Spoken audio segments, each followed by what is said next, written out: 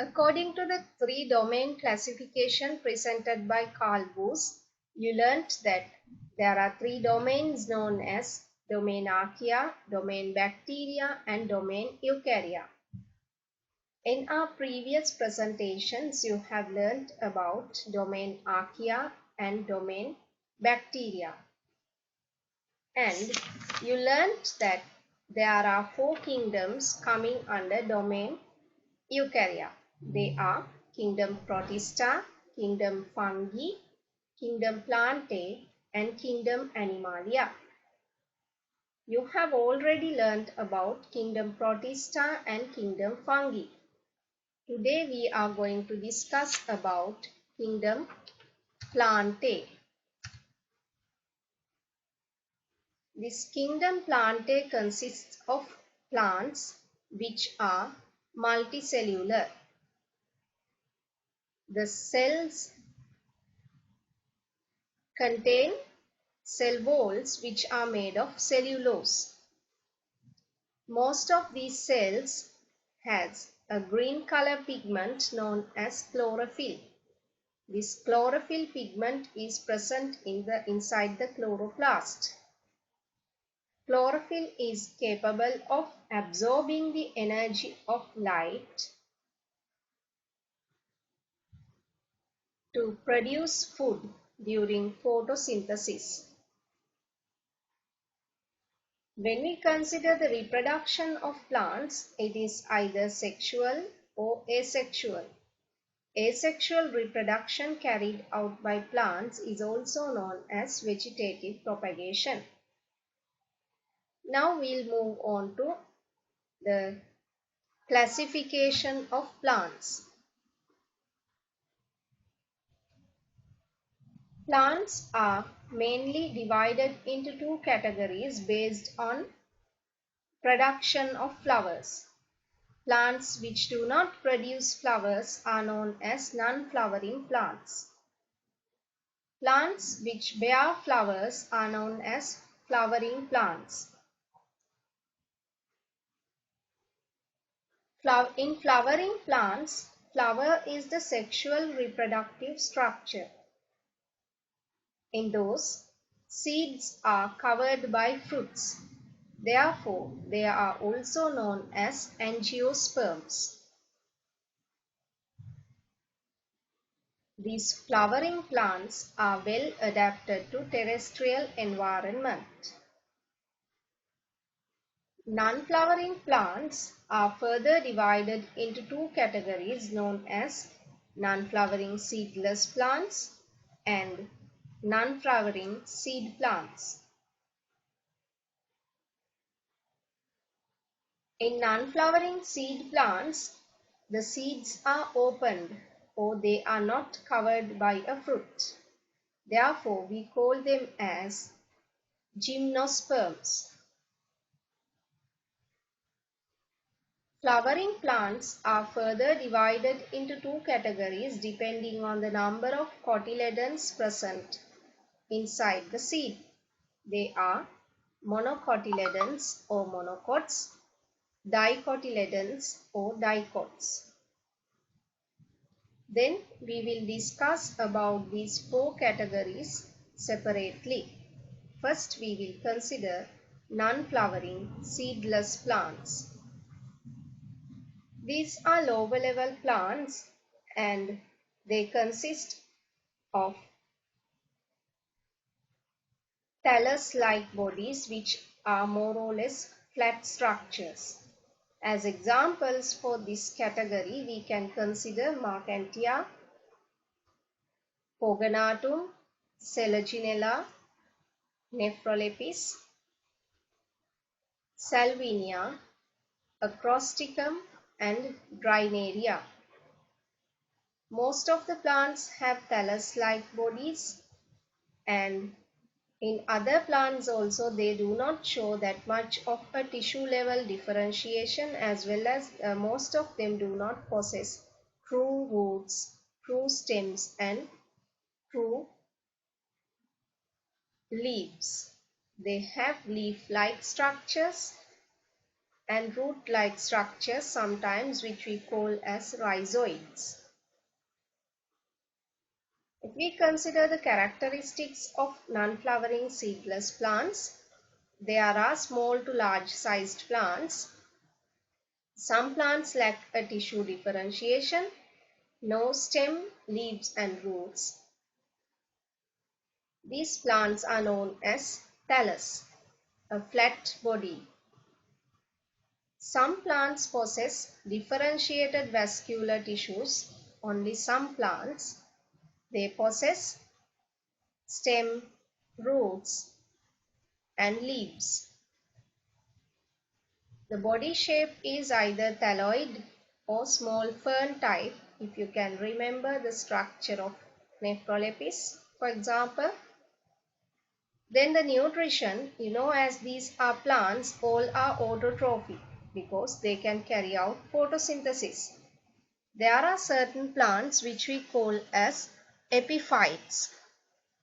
These epiphytes are grown harmlessly on another plant and moisture and nutrients are obtained from the air, sometimes from rain and sometimes the debris which is accumulated around the plant. So have you seen a dry area growing on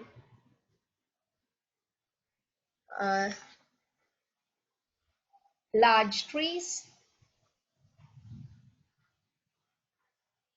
So there, such plants act as epiphytes. Reproduction of these plants are by means of asexual reproduction, and they produce spores. You learned about spores in the previous lessons under kingdom Protista and kingdom Fungi. Sometimes fragmentation of vegetative parts also take place. The vegetative parts are the normal body parts. They are fragmented and these fragments can survive. These fragments can grow as new individuals. Sometimes they perform sexual reproduction too. For example, Pogonatum.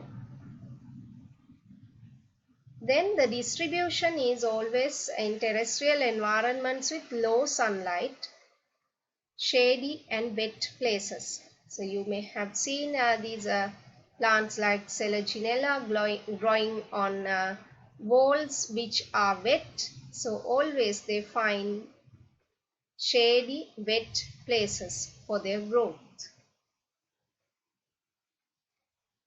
Then we are moving on to non-flowering seed plants. As examples, we can consider Pinus. You may have seen these plants. Definitely you may have seen these. And they contain these cones, sometimes which we take these for decorations as well. So there are male cones as well as female cones.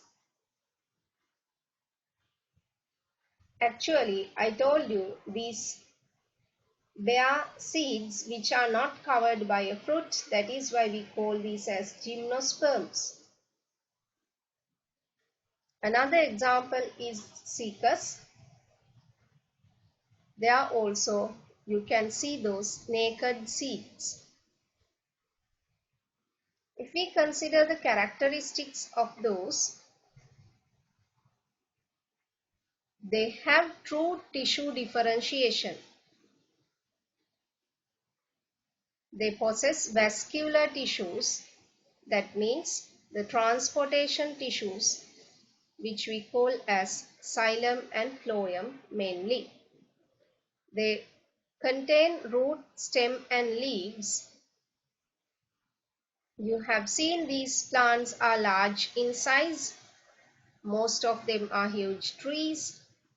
They have straight woody stems.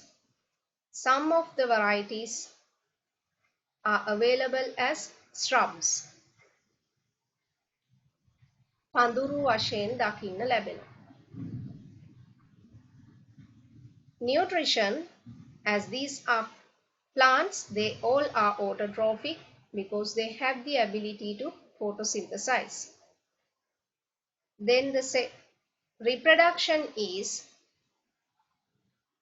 done in both ways. Sexual reproduction is carried out by seeds, and asexual reproduction is also carried out by producing spores. These are most probably distributed in terrestrial environments. So it is clear that during the evolutionary process from non-flowering seedless plants to non-flowering seed plants, they have gradually invaded the land. Then we will consider flowering plants, which we call as angiosperms, as their seeds are covered by fruits. Flowering plants are basically of two types, monocotyledons and dicotyledons, or if we consider the family, Monocotyledanae and Dicotyledanae. If we compare the two structures, in monocots there is a single cotyledon in the seed, and in dicots there are two cotyledons in the seed. These cotyledons are also known as the seed leaves. In monocots, the stem is unbranched. If we take plants like coconut, arecanut, palmyra, kithul, in those the stem is unbranched, and in dicots the stem is branched. Plants like jack, mango, chili, and so many other varieties like guava, rambutan, almond, Ceylon almond, kotang. Then in monocots, there is no taproot, only a fibrous root is present. A fibrous root system is there. Then in dicots, there is a taproot system which consists of the taproot and the lateral roots. In monocots, the leaves have parallel venation. If you remember the leaves of coconut, there are parallel veins. In dicots, leaves process reticulate venation. That means the veins are distributed like a net. So you may have seen the decaying leaves of jack, for example. So there you can see a nice net-like structure which we call as the reticulate venation. In monocotyledons, there is no secondary growth. I will explain it in the next slide, the reason. In dicots, there is a secondary growth. In monocots, there are trimerous flowers. That means the flower parts, petals, sepals like flower parts, floral parts are either 3 or multiples of 3.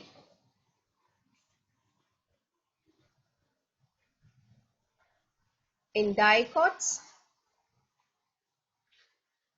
they contain tetra or pentamerous flowers. That means the floral parts are either 4 or multiples of 4, that is tetra, and penta means 5. So flower parts are either 5 or multiples of 5. Then in monocots, the diameter of the stem is even. That means from bottom to top, the diameter is more or less the same. But in dicots, the base of the stem is broad and the tip is thin. You can write so many examples for monocots and dicots. I told you in monocots there is no secondary growth, but in dicots there is a secondary growth. Here you are shown the cross sections of monocot and dicot stems. Here the vascular bundle, which consists of xylem and phloem tissue, the transportation tissues, they are not distributed in a pattern, but in dicots the arrangement is like this. So this pink color portion that they have represented in pink color, that is the xylem, and this blue color part is the phloem, which is responsible for translocation of food, and xylem is responsible for transportation of water and the dissolved minerals. In between this xylem and phloem tissues, there is another tissue. This orange color represents the cambium tissue. So this cambium is absent in monocots. As there is a cambium tissue in dicots, they are capable of having a secondary growth. As a result, the width and breadth of dicot plants will be increased because of this secondary growth.